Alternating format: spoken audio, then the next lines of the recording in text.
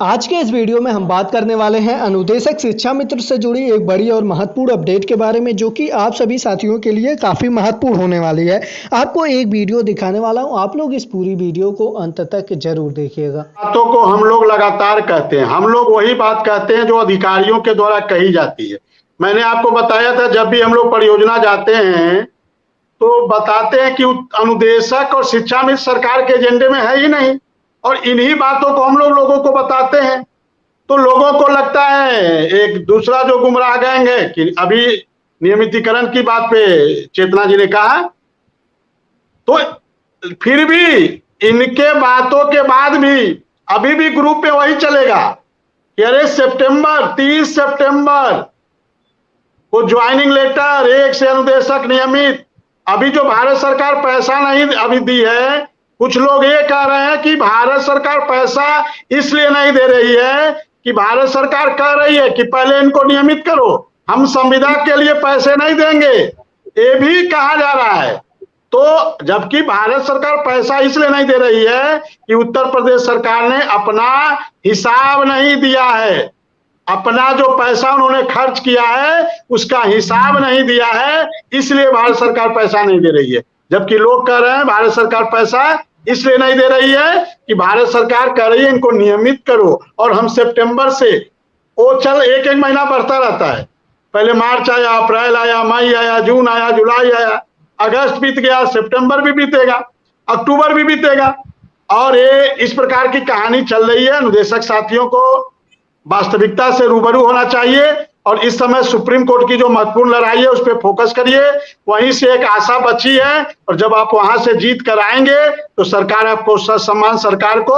देना पड़ेगा। इसको अब सरकार सुप्रीम कोर्ट से नहीं भाग सकती है, ये मैं आपको भरोसा दिला रहा हूं, विश्वास दिलाता हूं कि सुप्रीम कोर्ट की बात को सरकार नहीं नकार सकती है, सरकार को मानना पड़ेगा। विक्रम, या उसका 10% या 20% भी उनके ऊपर लागू नहीं होना चाहिए, इसके लिए हमें मुहिम नहीं छेड़नी चाहिए।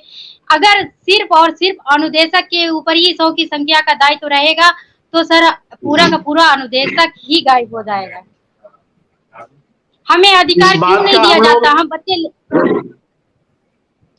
लेकर आते हैं, शुरू से विरोध कर रहे हैं। हम बच्चों को अंकित नहीं कर सकते हैं रजिस्टर पर, फिर हम पर ही काम चोरी का इल्जाम लगता है कि आप पहले तो नहीं आए थे, आप बच्चे कम हो गए तब आप इस तरीके की बात कर रहे हैं। तो हमें अधिकार मिलना चाहिए ना, हम अनुदेशकों को मिलना चाहिए ना। आप हमारे वर्क से हमें जांचिए ना कि आप बस जो नियमित शिक्षक हैं वो बैठ के ऑफिसों में अपना फोन चलाएं डीबीटी के बहाने या कुछ भी करें, और सिर्फ जब बारी आ जाए तो अनुदेशक की कि आप तो इसी संख्या के बल पे हुए थे, ये आपकी जिम्मेदारी। इससे शिक्षा के क्षेत्र में सिर्फ और सिर्फ उदासीनता बढ़ रही है और कुछ भी नहीं, क्योंकि वो सिर्फ ये जान चुके हैं कि अनुदेशक है तो अनुदेशक के ऊपर भार आएगा, हमारे पर कुछ आएगा नहीं। ऐसी स्थिति में सभी को एकजुट होना चाहिए, इसके लिए भी आवाज उठाई जानी चाहिए कि 10% से लेकर 20% तक भी संख्या का उत्तरदायित्व हमारे जो नियमित शिक्षक हैं उनके लिए होना चाहिए। मैं किसी एक के लिए नहीं बोल रही हूँ, और कभी भी स्कूलों में सर संख्या की कमी नहीं आएगी, और हमारे वर्ग को सिर्फ महीने में इसलिए कभी भी कॉल करके या किसी भी तरीके से जांचा जाए, आंका जाए कि ये शिक्षक अनुदेशक शिक्षक सही से कार्य कर रहा है कि नहीं कर रहा है, पढ़ा रहा है कि नहीं कर रहा,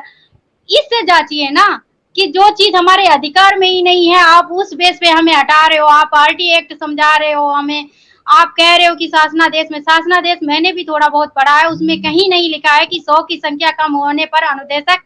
अपने मूल विद्यालय से हटाया जाए, 100 की संख्या पर रखा जाए, ये तो है, लेकिन उस बात को तोड़ मरोड़ कर पेश किया जाता है जिससे अनुदेशक उनका नवीनीकरण ना रुक सके, तो वो गुमराह होता रहता है, हर बात को सहता है, अपने टीचर्स की प्रताड़ित होता है कि हमारा नवीनीकरण रुक जाएगा।